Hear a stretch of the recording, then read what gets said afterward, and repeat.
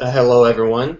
This is a DoneJS contributors meeting. I'm Matthew with the DoneJS team. We have all of our contributors here. We're going to go over some of the latest things that we've been working on. Um, let's go in a random order, maybe. David, you worked on some cool stuff. Why don't you talk about that? I have a couple of things to talk about today. But yeah, I can start with the DoneJS stuff first. So two things. Actually, I'm going to share my screen. That's why I switched to my laptop. All right. Can you? How am I going to do this best? Oops. So there's two things. One for DoneJS. One is for version 0.9. We changed how you initialize an app. Can everybody see my screen? Yep. So instead of doing something like this, you now use it the same way as you already do with creating a component and add other functionalities. So you can just say this, or if you want to create a plugin, then you just say DoneJS add plugin. If you leave the app name out, it doesn't create the folder. So that's a small change, but it makes things a lot more consistent. The other thing is the functionality is template overrides, but what we really wanted to do is be able to specify, for example, as a testing frameworks. Because if you see, look at this here right now, the default is that they're using QNet. But there's Jasmine and there's Mocha and other things. So we wanted to be able to override that template for the test with something that uses Mocha. And it works locally for me. It's not released yet, but we'll release it hopefully today. Basically, if I say DoneJS add Mocha, it'll add some templates locally for me. And now if I create a new component, let's say DoneJS add component, my component test, right, whatever. And we look at the actual file, my test.js, you see that the test file is created is actually a Mocha test. So it imports steel Mocha and then uses the describe and hit syntax from Mocha. We're doing the same thing for Jasmine too, so we can DoneJS add Jasmine. Cool. I have to test that this is running, but all the functionality for this is in place. We're going to have a 0.9 pre-release, so we'd be able to use other testing frameworks. The one thing it doesn't do is it doesn't change your existing tests, but it's only small. So does it does it run a Mocha generator thing? Did you have to create a new generator for that, like we do for Cordova? Yeah. So this is the Steel Mocha generator. Not Steel, the DoneJS Mocha, DoneJS-Mocha generator. But what it basically does internally is it creates this hidden folder here, and it puts the Mocha templates into your project folder. So it kind of knows the generator now when you create a new component, first looks into this folder and is like, do I have a template in this folder? And if it does, it just uses that one. And that way we can provide the functionality for hooking into the component generator, and the supermodel tests are obviously going to be Mocha too, like you see here, and for a module. So you could use it yourself too, but ideally we'd like to have everybody create generators if it's shareable functionality. So that'll be part of 0.9. I don't know what else we had planned for. How's the generator coming? Well, that's done. Okay, but it's just not part of the release, so that's why the article isn't out yet? Well, we haven't made a release yet. Yeah, that's why. Okay. David, don't. Sorry, is the guide updated? Yeah, I was going to say, don't merge it into master for the DoneJS add stuff. Don't merge that into master. What I did last time is I updated the guide and merged it into a minor branch. Just merged everything into minor, and then when I did the release, merge Yeah, I minor guess into I gotta master. change the target for the pull request. That's fair. So sorry, the guide hasn't been updated to like have people make their own yet. Like we talked about those changes to make it, so you can, so like just like the creating a plugin one, it'll have people actually create their own JS hint and publish it and all of that. No, that hasn't been updated. Okay. But it's not over to change. What I was talking about something else. I was talking about in the place my order and DoneJS chat guides to change it to do DoneJS add app. Yeah, that needs to change. Yeah. We get those PRs ready too. Okay. I wanted to talk about CanJS 3.0, but we can do that after everybody else went, because I don't want to take up too much time right at the beginning. Okay. Prashant? Sure. So I was working on defect 2318, which is about the stash bound each with an object doesn't update when keys are replaced. You said, I'm sorry, what was the number? That is 2318. Okay. 2318. Okay, sure. Now, we thought that issue number 2238 would have already fixed this issue, but then when I incorporated the fix for 2238, I ran into some problems. Basically, running the unit test, I found some unit test failures with this fix. And I had a discussion with Justin an hour ago, and we think that this fix requires some more investigation and some more analysis.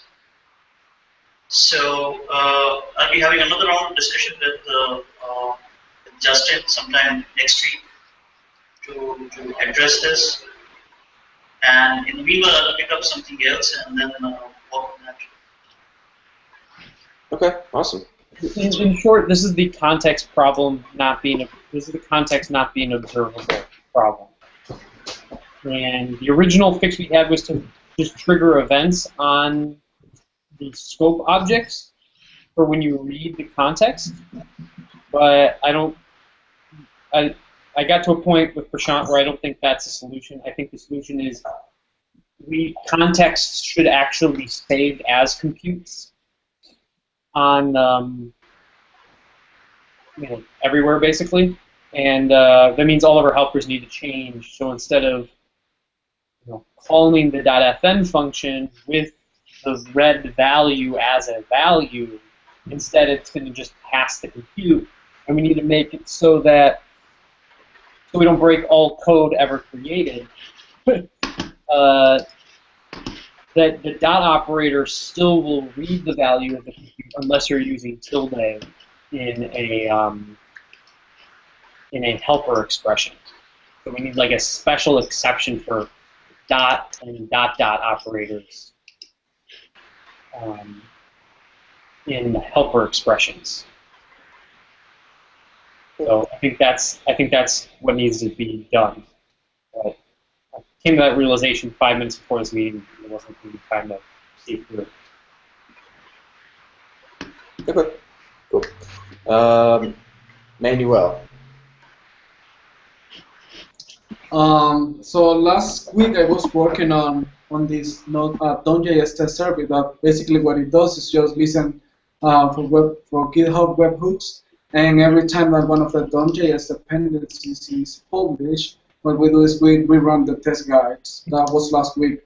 And this week I started working on some code coverage for some of the DoneJS libraries. I started with steel tools, but there are some issues with the way that it works. So then I moved to the DoneJS clip, and I did that. And also for the top level DoneJS, I can show some of that code. Basically, I found some slides about how to to make like the CLI testable.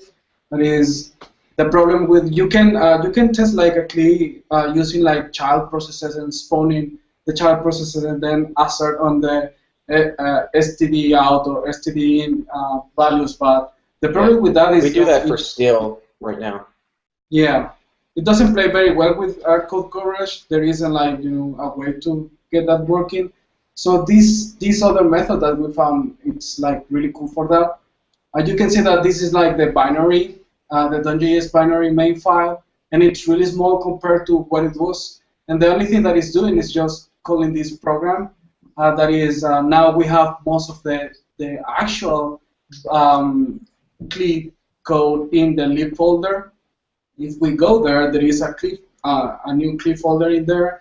And if you go to the main file of that CLI folder, the index.js, you can see that there is a definition of the actual program. We are using Commander here, and you can see that it should be like fairly straightforward to read what's going on. We are adding some comments here, and basically each of the action callbacks is defining its own module. So that allows me, when I'm writing the test, just to import that specific module and test that specific logic.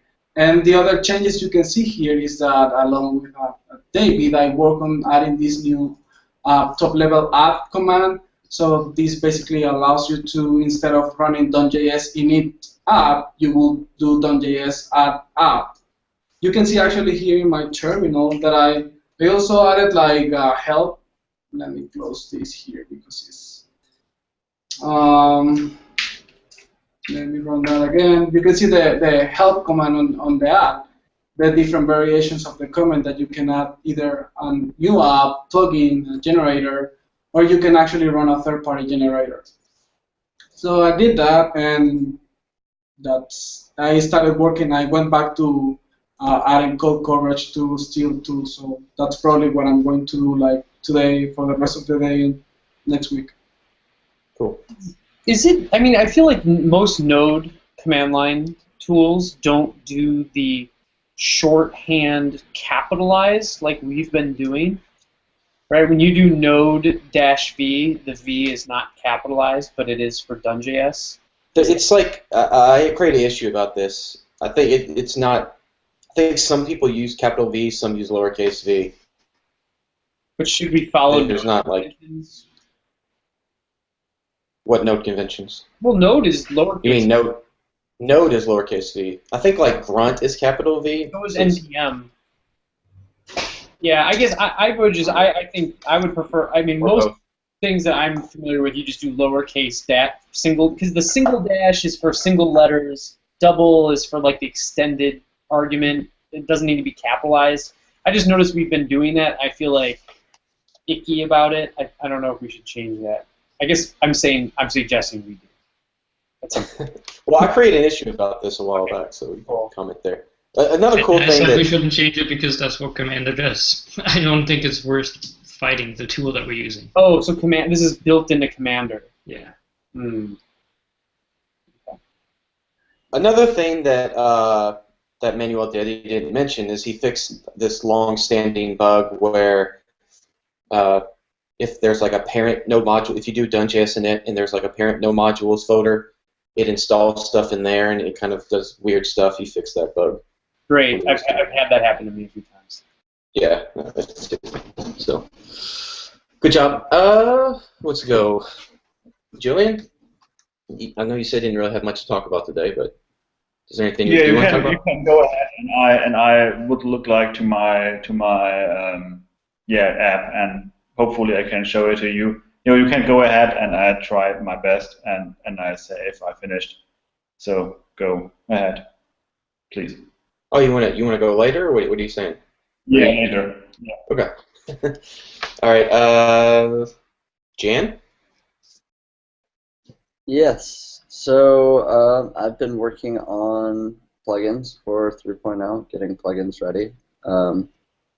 I have GitHub pages up for, actually, look, I'm opening these links from a spreadsheet, and then I'll, actually, here we go. So I do have initial GitHub pages, just basic documentation up for each of these plugins.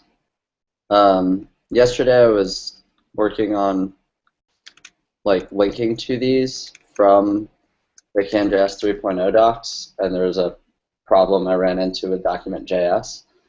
We That kind of want the 3.0 pre to show up in the API docs, hopefully today in the dropdown, so that people can look at it.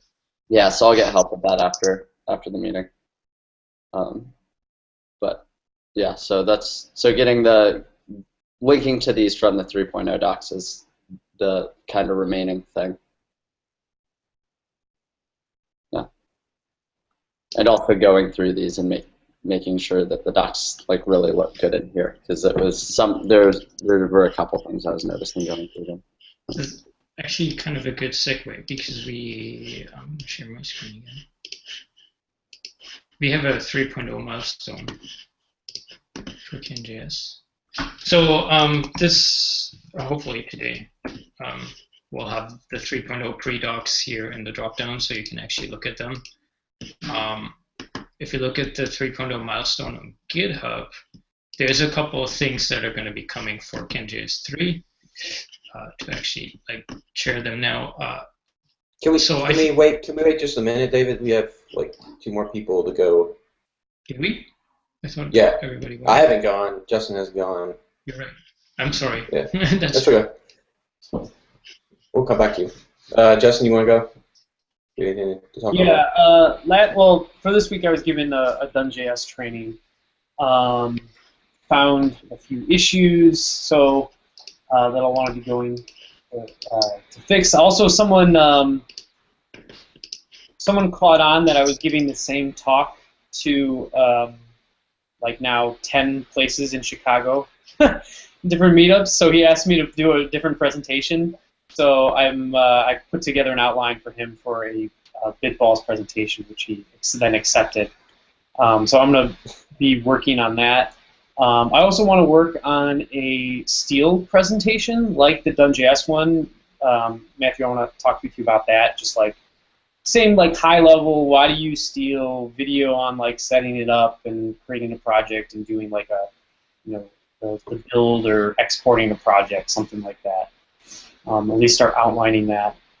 I really want to see the new release so we can get the generator article and guide out, and me, Brian, and Matthew have to talk about how CanZone, see if we can get that article out.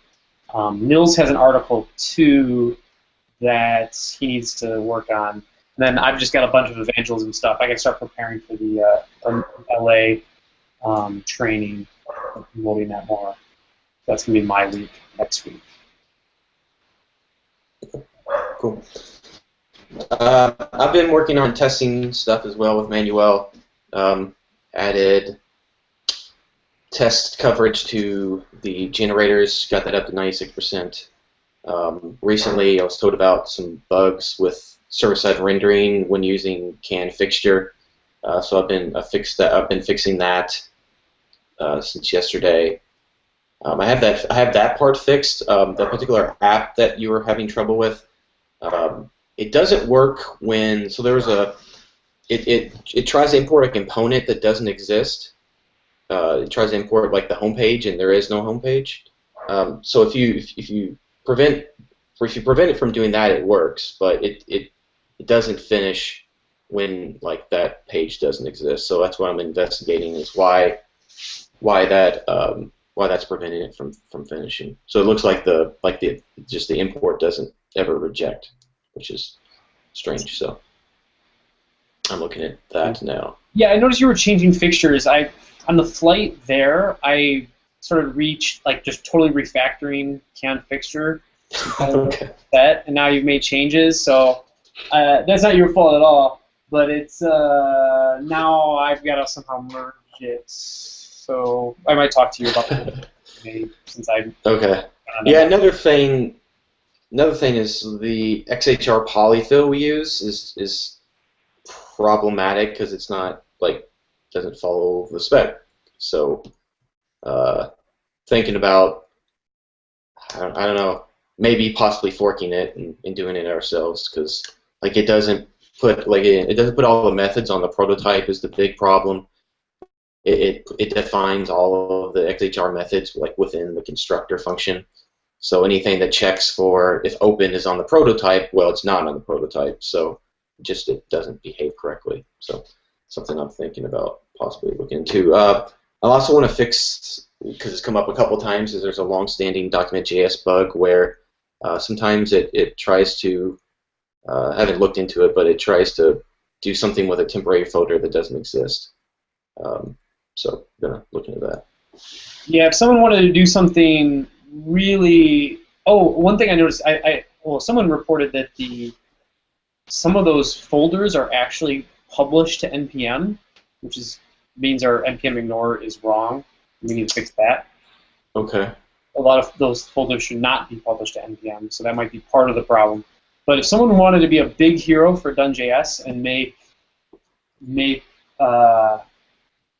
things better, they would make document.js not install NPM as a dependency, but use the NPM that's on the command line. Like I think we already do this for DoneJS itself. Yeah, we do. We should be take that exact code and stick it into DoneJS or document.js, so we don't have to install NPM when you're installing DoneJS. Okay, it's probably depending on NPM 2 as well, I would guess. It is NPM 2, but it shouldn't matter. Well, yeah, we might have to make it so that our config use the right algorithm. Actually, but never mind. We hard code. We're not actually using the NPM plugin to look up steal and can in document.js's build, so it shouldn't matter. We actually, for every single dependency we use, require resolve to figure out where it is, and that's how we set up our paths config. So it shouldn't even be a problem, no matter what NPM you're using. Okay. Julian, did you have something that you want to talk about, or no, not quite? Yeah, I can, sure.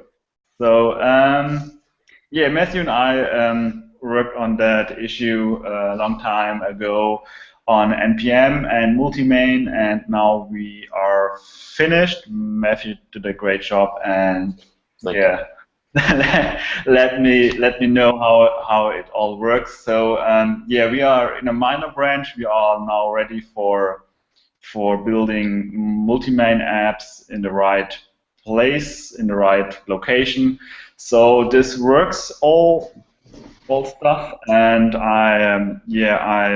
let me share my screen so I can let you know what I'm doing the last days. So yeah, I'm worked on the stuff like gulp. So yeah, hopefully we can talk about that in a later meetup or later hangout, and yeah, look into the stuff and how it works, and you can say, okay, let's do it or do it not. So I created a gulp file which make all the stuff for you. You can build a web app, you can build a Cordova app, and you can build an Electron app. All the stuff works with gulp and in the background as a task manager, so you have never touch steal. But all to do is to make a web app with steal, and this is how it works. It's very easy, and then we have this bundled files and gulp task with Electron or Cordova do the rest, copy the sources and make some building stuff. So it's very easy to use. And we have as the interface is as Justin said last hangout the interface is the file level. So we are working on files, copying files, and building these apps with the file structure. And yeah, I run into one issue, and I can reproduce this issue now. I have, and maybe Matthew and I can talk about that.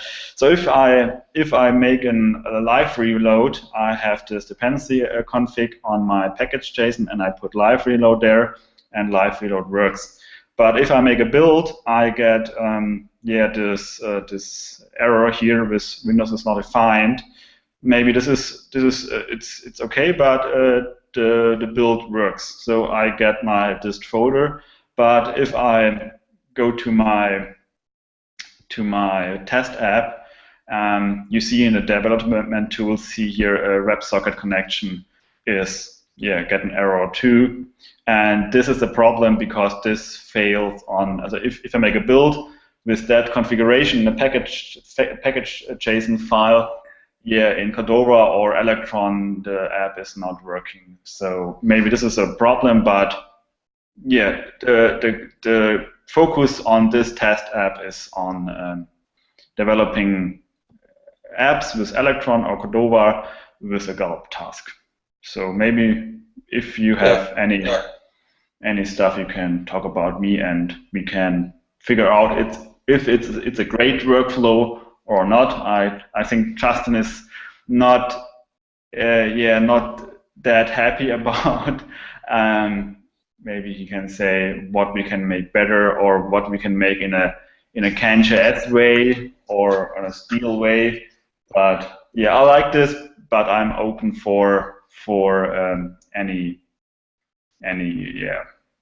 what you're talking English, any thoughts about that. So that's my part for this week.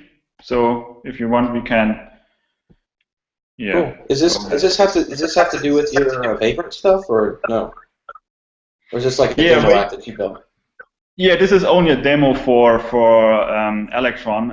I do also stuff with Vagrant, and I have to look into Vagrant because I have always this issues with the bin symlinks. So in Node, in NPM, we have this bin folder where all the symlinks in there, and I have still problems with the symlinks.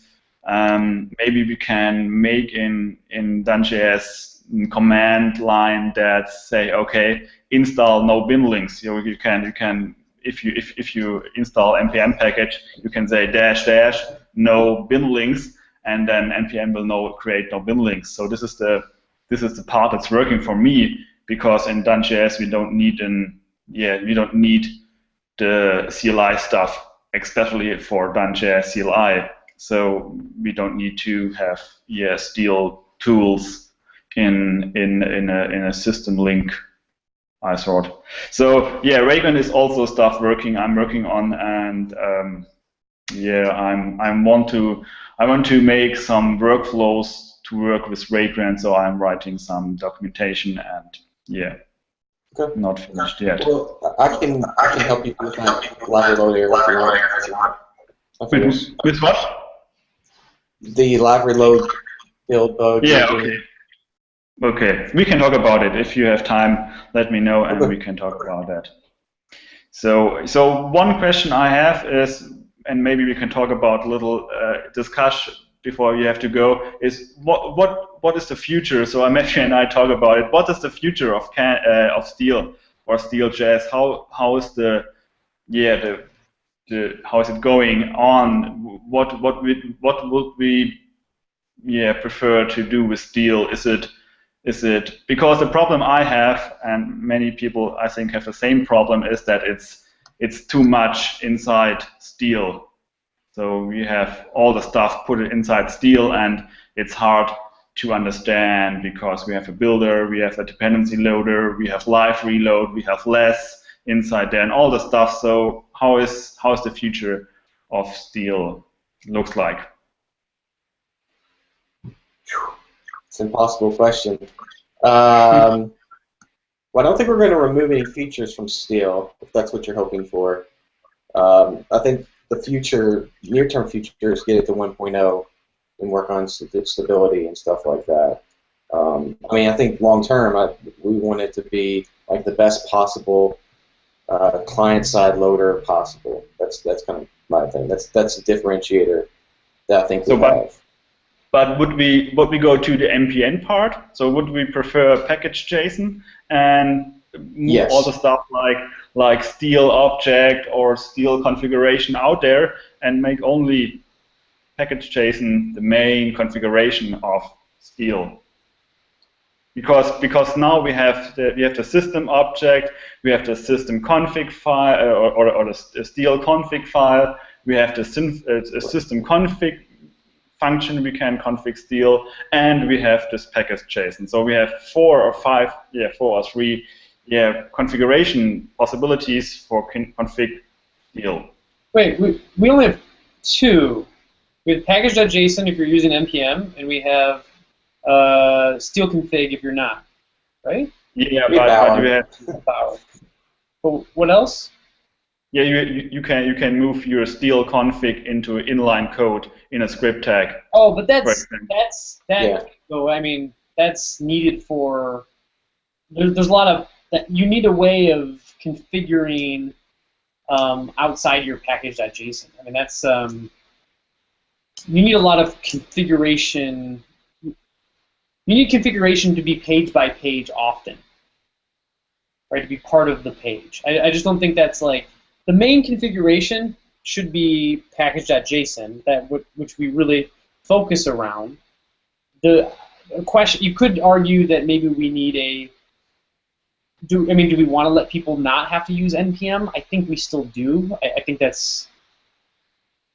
I mean, it's. I think part of the thing Julian's probably a little bit frustrated with is he's been fixing all these steel bugs and he's had to fix them in a lot of different places. I think. Maybe we should move the npm plugin into steel as like part of core steel, because it really is a core thing that we mess with. Yeah, I mean, it wasn't done there initially because we thought, hey, other people who are using system loader, you could use our tool npm loader, and we would attract people to like our tools and tech because of that.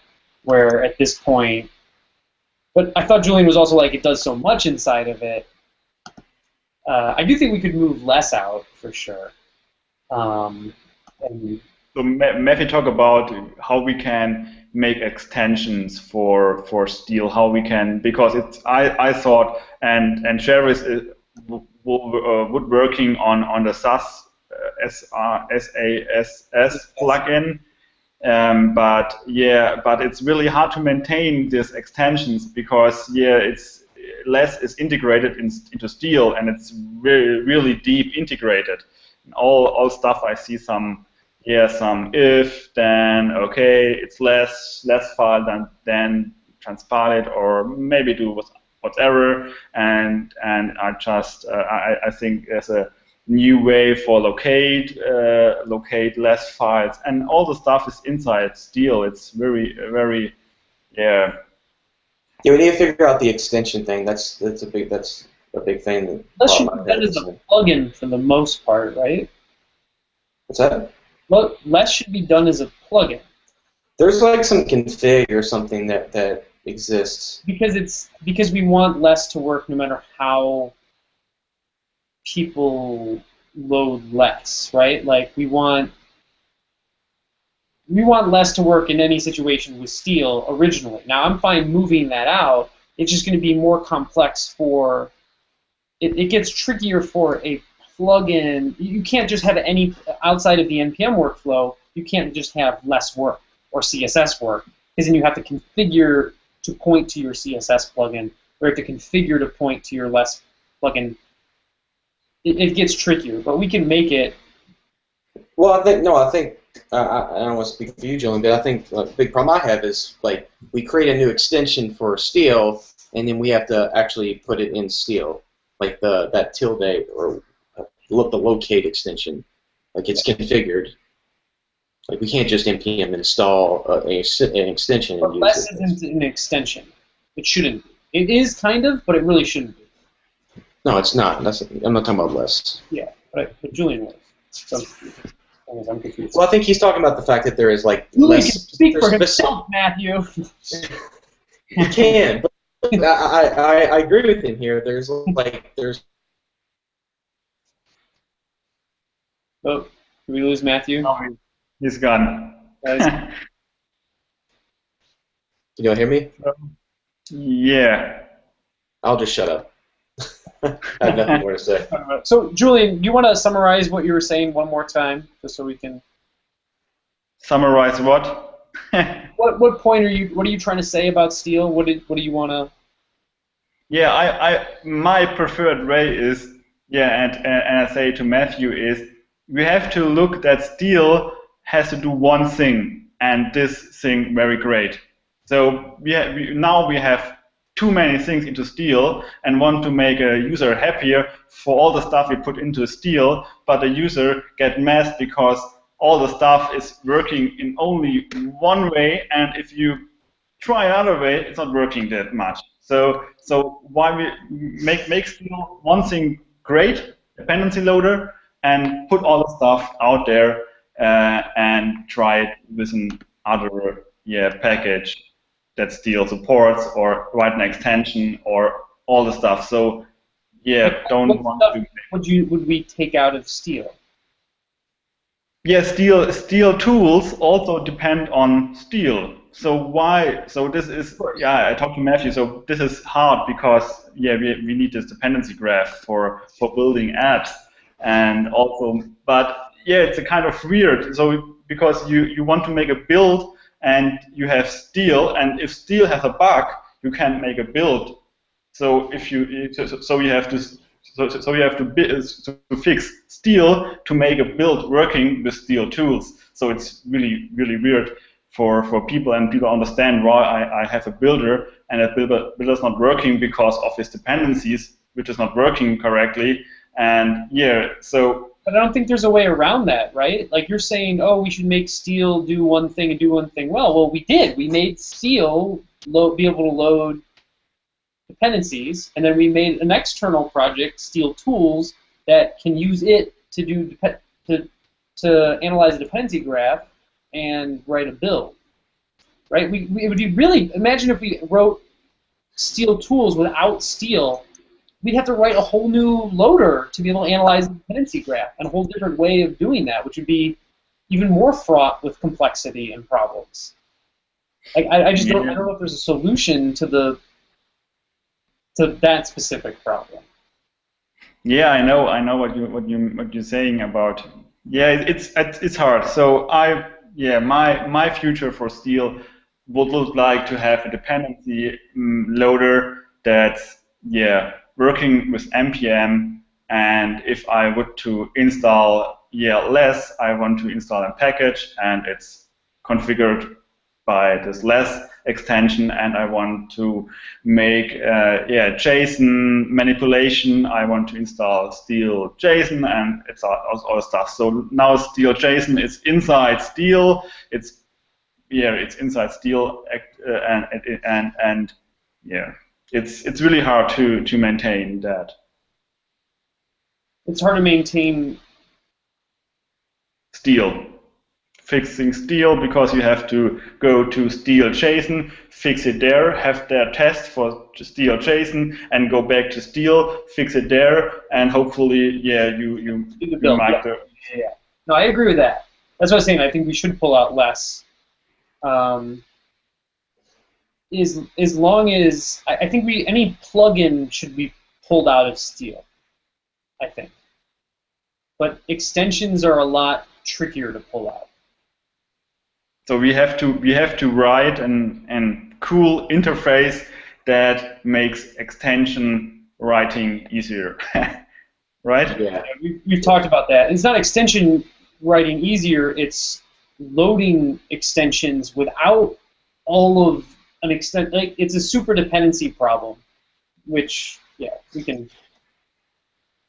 we should talk about this more later, because I think let's save our time for this talk to talk more about the CanJS stuff that David wants to talk about. Good idea. David? All right.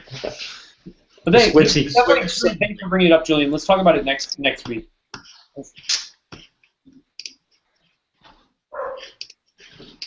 Right. Let's look at it.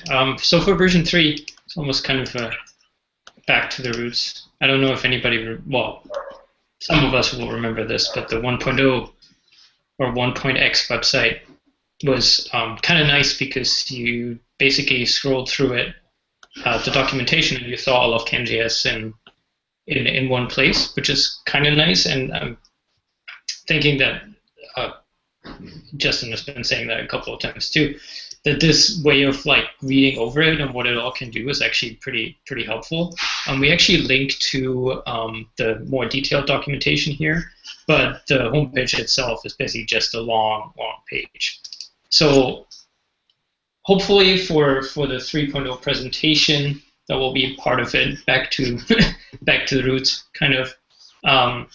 There is a 3.0 milestones, so everything is going to be managed in the milestone. And some of the big things, functionality-wise, is going to be, there's not going to be a download builder anymore, because I'm hoping that by now, there will be a core CanJS, but by now everybody should use a package manager, so this download builder has kind of become obsolete, even though people liked it, but it's actually a pain to maintain. In the 3.0 milestone, there are some big ones that we already closed out. The first one is that there aren't going to be, the plugins are not going to be part of the core repository anymore. That was tricky to build and maintain and everything. So Jan already talked about this. A lot of the plugins, of CanJS are already in their own modules, and you can like actually install CanView modifiers or CanMap lazy from npm already. So they're not going away, they're just not going to be part of CanJS's core or distributable anymore. So you'll have to pull those in separately. Another thing is removing, well, Bower, okay, that's just because we're switched to npm. Hey, on that, David, I think we kind of talked about this last week. It seems like we might even end up moving everything out of core, right? And core just is like pulls in a meta package. Yeah. Everything is its own repo. We'll have to like refine this a little, but yeah, maybe CanJS itself will just be the meta package. I guess it depends on how much over, like when we change something, how many places do we have to change? Because we have to change 2 different modules, right? It's kind of that's kind of a challenge still with like very modular stuff. But yeah, I think there is going to be more and more CanJS modules, and the core is going to become like smaller and smaller. And we may, I don't know if have you decided on that for sure yet, and pulling everything out into their own modules? I mean, I think it's good. That's what. I mean, that's. I mean, it's kind of like what Julian was just saying. Like, there's a fine line. Like Julian's like, hey, let's get less out of steel, but let's bring in the npm plugin.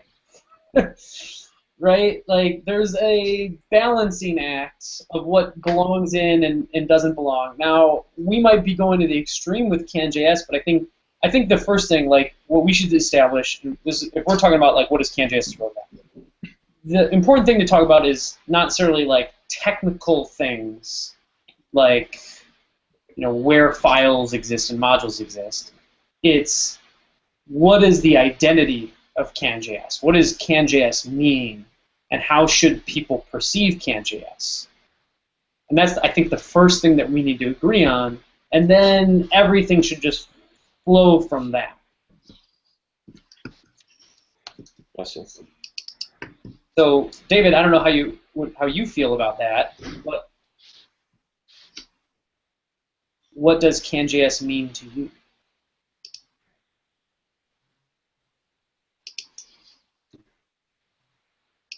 I haven't thought too much about articulating that, but I think the presentation on how it was presented for version 1 was pretty good, because that made it quite approachable.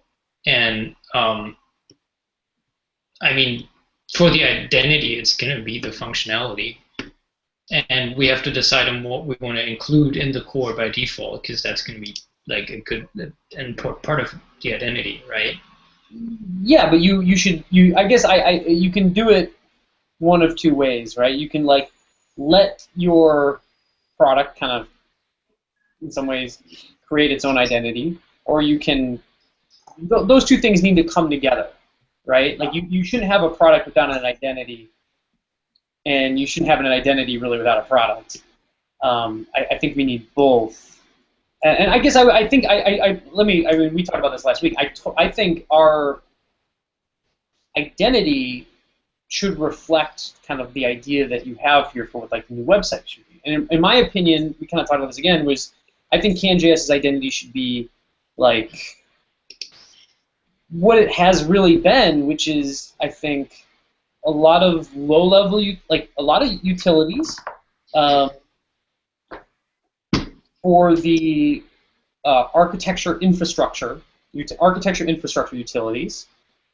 Its brand should be very good, rock-solid ones that have like a history, and I think that's the other part of the brand is the longevity, and that we should say that okay, there is can construct and there's can control and there's these like older ways in EJS. By the way, those are still around.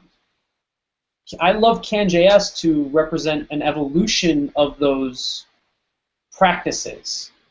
You know, we have a virtual DOM, right? And we don't do virtual DOM diffing, but we do diffing yet now. And we had EJS, then we went to Mustache, and now we have Stash. We had controls, and now we have components. And if it were me, I'd love to.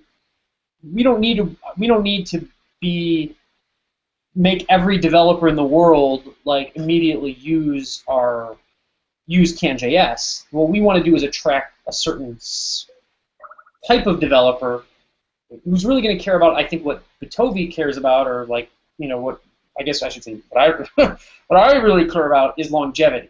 I really care about products last years.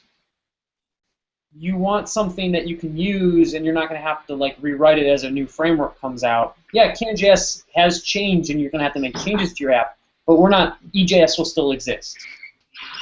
You're not throwing away everything, right? We'll have the new define plugin, but CanMap and CanList are still going to exist. And I think we can really do this.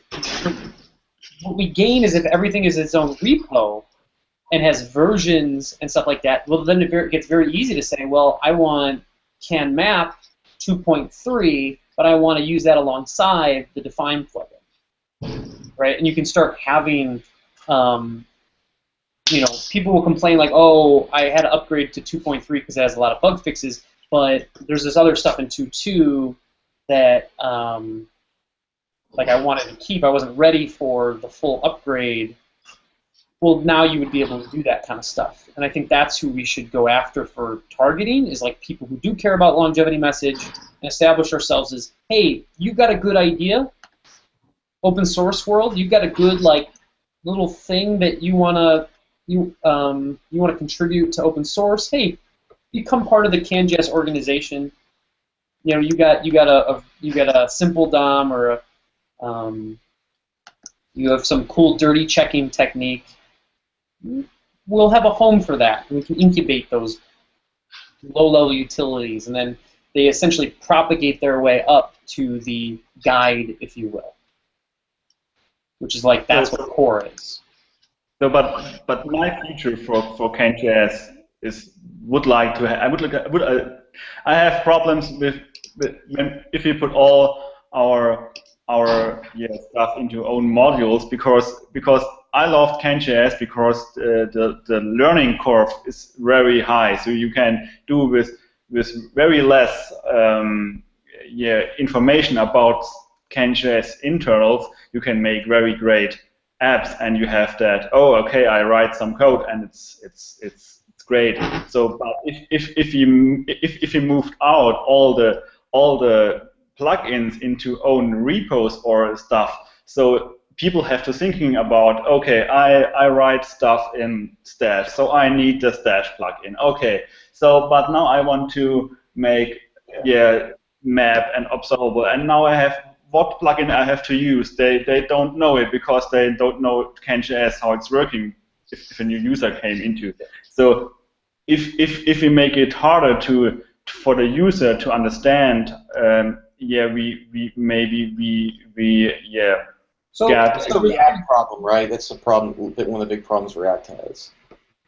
well, so I think there's still a core, and I guess that's what I'm saying is like if I think there's a core CanJS, and I think we have I don't know, David, did you how sorry, I didn't want to like take over your conversation here. But the only thing, like David and I talked about this, is the idea here, or like at least my idea for this was we would have a core, right? Still, all of the core would be there would still be a CanJS download and a core download that you can get. And if you npm install can, you still get like can dot component, can dot whatever. It'll just have its dependencies and create like give you the can namespace with all of those things added to it.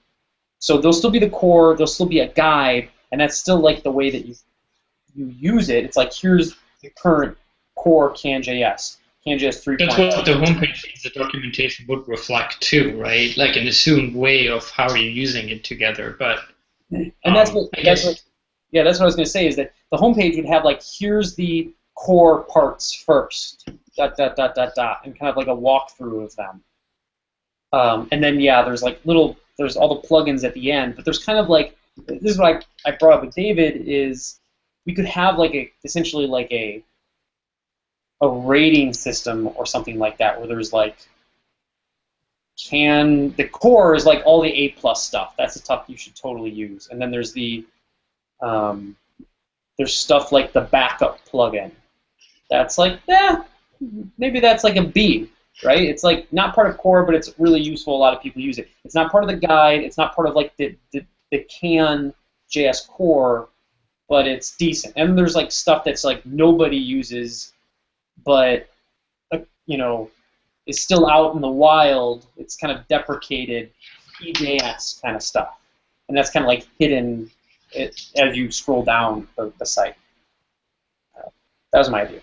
yeah, I think that also helps with the longevity, right? But I guess the biggest challenge has always been on keeping the docs, keeping the noise out of the documentation at the moment, right? Making sure that everything is still consistent even though you have the legacy. So if modularizing is going to help with that, and making sure that we always only advertise the one way of doing it on the main documentation, then that'll help splitting it up. But basically, let's say there's other plugins that will be deprecated in the future, right? You kind of want to make those disappear from the main documentation and just have it as like a deprecated plugin somewhere at the bottom. So you don't have to drop it using it right away, but you should upgrade to like newer stuff. And I think that's why it's important to have the homepage be like manageably small, because if things change, it's much easier. I think we've struggled a lot with updating everything that all the documentation with the newest and greatest. So I guess breaking it into modules helps with that for sure. Was I going to go into more technical details too, or because there's some in the milestone that would be worth mentioning, I guess, unless there's something else. Well, I guess does anybody have any thoughts about this anymore, or anything else you want to talk about, Julian, or anybody else? Sorry, what is? I'm saying, is there any other, like, do you have a follow-up thought? Because what you just said, like, and then I responded to it. You have, I'm hoping that we can. Maybe it's foolish, but I'm hopeful that we can have our cake and eat it. Meaning we can project ourselves as like longevity and like this low-level utility ecosystem of kind of architecture utilities be broken up, but still make a guide and a website experience that makes it feel like you can get a lot done with a little. So maybe what I would expect is, how can we make the user, if a new user comes into CanJS, how we can make this user happy with CanJS, so he have this. I talk about this learning curve. Understand what I mean with this learning curve? Oh yeah, I understand what you mean. Yeah. So how we can improve this learning curve? So if it's the best way to get a user inside a community if he had a great experience and he learned something very fast. So how we can improve our learning curve? And I think the main possibility to get that is to make the documentation better than now. So what I like on Angular documentation on other stuff. So Angular is a good way to talk about. They have a great documentation. They have this cookbook. They have small piece examples with understanding code with not too much side effects. So that's the way I would like to have in 3.0, is a great experience for new users to say, okay, let's move back from Angular and develop CanJS, because I can write less code, better code, and it's better structured. And this should be the future. So all we have to do is better documentation of the API, and maybe small simple examples for every part of the documentation, so people don't have to sort about, okay, here's this example, but how is it working with another way? I would do that and prefer. And also what I really like is to prefer a workflow, so people can look, okay, this is the workflow CanJS has, and with this workflow, I love this Modlet workflow. It's great. It's a great experience. So this Modlet workflow gives the user you keep talking, Julian. My battery is about to die. I will be right back. But I will be right back. Sorry. Well, the modular workflow that's a DoneJS thing. That's not really. I wouldn't say that's a CanJS thing. It's kind of what we do on but you have DoneJS. this can component or maybe DoneJS component is also a CanJS component. You have this. Well, I think we do have a problem where sometimes we talk about CanJS and DoneJS as being the same thing. So I guess it's like kind of part of identifying what CanJS is figuring that out, like what specifically is CanJS. So when you say, like, I think documentation is like definitely something that we know needs updated. We do have recipes. I don't know what the Angular cookbook is, but we do have recipes now. They're probably quite a bit outdated. I have to look at that. So, but how we can get users for CanJS developing that users are using Angular. So but I'm afraid of Angular too, because we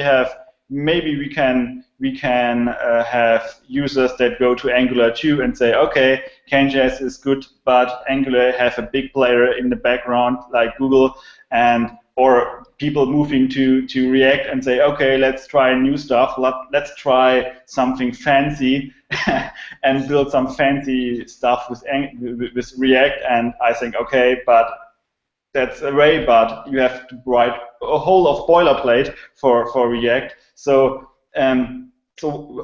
how we can fetch up users to develop CanJS? How we can do that? So what is the key point of get users for developing CanJS? What's our differentiator? Is that kind of what you mean? Like what makes us special? Generator is cool. Yeah. What do you mean with generator? No, I said our differentiator. Like what makes CanJS special? Yeah. So we have to we have to say the user, okay, if you're CanJS, you have better experience with all that stuff. for example, with with Angular. So we have to put our CanJS into the place and say, okay, you have benefits with CanJS that you doesn't have with Angular or React. So we have to Define make those. anything. So yeah, what do you think? What do you think is special for CanJS? I mean, I think our computes are is what's special about CanJS. Yeah, and Well, I think the define. I mean, there's technical answers for this, and there's the non-technical answers, right? The technical answer is the define plugin and the computes, and there's a real observable layer, right? I think there's also technical weakness, which is handlebars-based templating. That's really confusing to people. I think that with the new can define plugin, and if we got rid of a handlebar style template and went back to something more like an EJS, I think, because having just given a training, I just know like that's what, if people have never worked on Mustache or handlebars templates, it's just like one more language they got to learn. It's very confusing. So that's why in like the 3.0 roadmap that I kind of put out a couple months ago, to me, technically, that's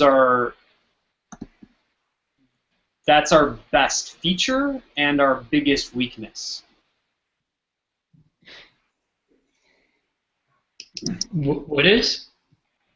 Our best feature are the define plugin and our observables with computes in there, right? Our observable layer is really, really powerful and nice, right? It's just nice to be able to say, like, you know, observables are a great, I mean, they're a very commonly used UI pattern for a reason.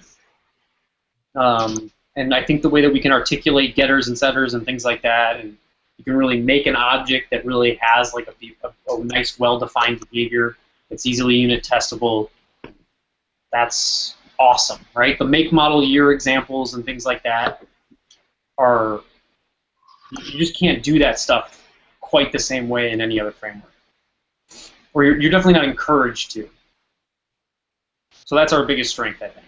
And it's only going to be more of a strength, I think, when the can define plugin lands, right? Where you don't have to use the .atter all the time, right? Because that's also part of its weakness, is you have to call .atter all the time. If we get rid of that, we make our best strength even stronger. Our biggest weakness is Stash and the templating engine, right? Because someone has to learn an entirely different set of rules for taking data in a JavaScript language, but somehow now it's like in its whole nother world. And how to do branching changes, conditionals change, like everything changes once you go into Stash. So it's like you have to learn two different things with CanJS, and that's by far our biggest weakness, in my opinion. Yeah, but if we move out Stash or making some like React way, we are nothing. Yeah, we are the same like React or the other frameworks. So we have nothing special. No, so we have to. I disagree with that. First, well, if we're talking about React way of diffing is very different than syntax, right? The syntax of the template engine, the engines everything can work very similar based around observables, but the syntax is JavaScript based and uses JavaScript closures. So, you know, you call functions and things like that, and that's different, right? There's how React works, and then there's React syntax. And I think that React syntax is better. I think EJS would have been better syntax than Stash if we didn't have to do .atter all the time. But now that we might not have to do .atter all the time, something like EJS, from a beginner standpoint, we've all learned Stash here. We all know it. But when you just give a training to someone who's never seen it before, it's just like they just like, oh, now I got to learn this whole nother way of looping. Like I was training someone who didn't know how to write a for loop really well in JavaScript. They had to like kind of think about it. If you show them, hey, okay, you're just learning now how to create a for loop in JavaScript. Now you have to make a whole nother way of looping in this other template. That's a lot on people. And React has, and EJS had a lot of advantages. People understand that when they use PHP or any other technology, they typically use the language underneath. So. Yeah. I mean, we wouldn't. You're right. You're absolutely right that we wouldn't be special, but I don't want to be special if we're not as good. And that's the longevity thing, right? Like I want us to use the best ideas that we can. I think it's weird that, you know, Stash passes computes to helpers and things like that, right? It's just confusing. Stash is just, now you can use parentheses, which is nice, but if you want to pass a function, well, you have to do this weird, like, at, right? You can't just write, because our default is to actually call all functions that are passed. It's, you know, maybe we could just say there's a new version of Stash that just has the rules all cleaned up, like, hey, we're never passing computes, we're passing whatever the value is there, we're not calling functions unless you end it with parentheses. Perhaps with something like that, maybe there's an intermediate, there's like Stash X or something that's just like Stash, but the stuff like Prashant and I were just dealing with, you know, Prashant, I'm like, have you ever seen the tilde operator? He's like, nope. Most people haven't, right? Like, that, but it's weird that you have to do all that stuff with Stash, and that's why. And also, it confuses people that there's not like a variable. Everybody's like, oh, I want to do each as some argument, right? Your looping is different. The context lookup. Oh, this variable, how it gets looked up in any parent context. I definitely don't think computes. I think compute should be leak scope true or false by default. That's confusing people. Just like, oh, what the hell? Suddenly there's this property that's coming from way up high. Where is that coming from? Right? There's just lots of little things like that. That just because I give one training, train one person in CanJS, and you'll just be like, oh my god. There's so much to explain. So that's what I see as our biggest weakness, I guess. Yeah.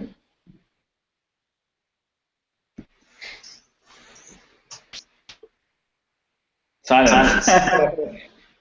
Anything else, anyone? Should we wrap it up for this week? Well, so David, what are you? What's your? Is something else that you want to talk about, or is there a takeaway? No, there was some specific like technical details, but we're already running over an hour. I think we can go over those like next week, so that people are basically going over things for existing users that are going to change. Do you think by next week you could have like maybe like just do a simple wireframe of what you think the website can look like? Yeah, I think we both, or we all kind of like this original one-page scrolling thing, right? I think it should be. I mean, we do, but I think the wireframe should be a little bit more. I think there's some. I don't think we want to copy just that, though. No. So that would be the homepage. Would be that kind of thing. That would be like the guides page or the docs page.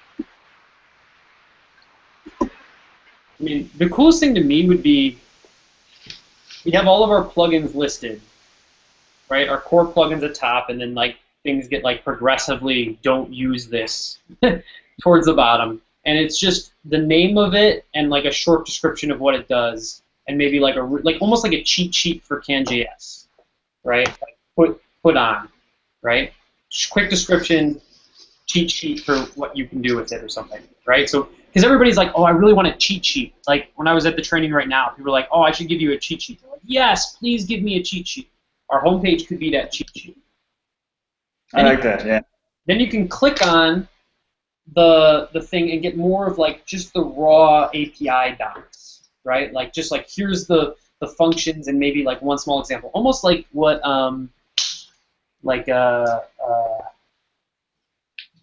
Lodash docs are. Just very Lodash doesn't have a lot of no examples, just very to the point. And then there's like a third level of documentation where you take it to something like what our docs pages are now, which are like long, detailed examples, things like that. And then I think we have a guide on top of it, which is like a different place. It's a guide kind of like what DoneJS's guides are. Again, a single page where you just kind of scroll down through and as like, where you are. And I really like the idea of the API docs are like kind of fold into each other. So you take your little cheat sheet, you go into it, moves over, then a little bit, or maybe it opens up down and more of the detailed things are underneath it. Then you can say, oh, give me more information, and that slides over the full page. And then you can go back to your cheat sheet, right? Like I like the idea that it's all connected through these like 3 layers of more information, which is like cheat sheet, APIs, and not much else. But then boom, because what everybody complained about the original CanJS docs was there's not enough documentation, right? And then we made the new docs, and it's like, oh, there's too much, and it's all over the place. You can't get a sense of the project. So what we'll try to do is make a hybrid of, all the different layers that people care about, and see if we can get our designers to make something that works for that. I think this should be the goal. Yeah, cool. Like that. All right. All right. I think we'll leave it at this for today, and then we'll go more into details about that next week. It's much better that we have too much to talk about than if we had very little to talk about. So, glad to see that. All right. Thanks everyone for coming. We'll do this again next week, I think. We'll try to figure out the time stuff. So be emailing. All right. Have a good one. All right. Bye. Bye. Bye. Bye.